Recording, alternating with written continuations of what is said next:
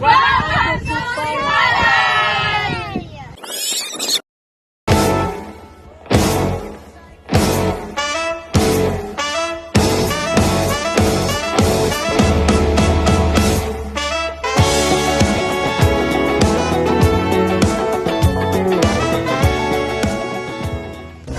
Mabuhay! I'm Jenny. I'm one of the staffs here from the Sipalay City Tourism Office. And thank you for choosing Sipalay as one of the cities from Negros and napilian nyo to conduct the interview. His culture or heritage are the most proud of. So, Sipalay City, damang ito, no?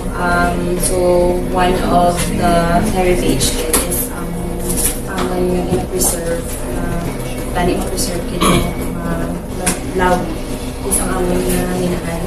Okay, before sikat or nag-boom ang Sipalay City sa turismo, minahan din siya. So, meron kami duwa kami nahan dali. So, one of the mining sites is located sa Barangay San Jose. Subong na siya.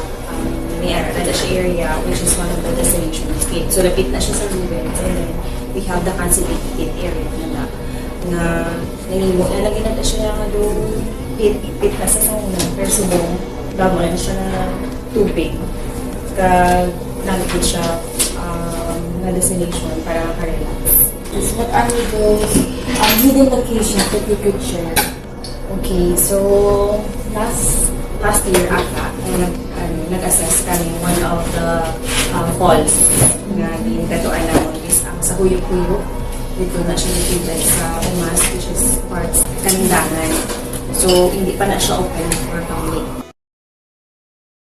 Ang ma-recommend mga place dire sa Sipalay as sa isa katao nga wala pa din makadto sa barangay for sa general life. Ang na dimis ang pinaka-famous na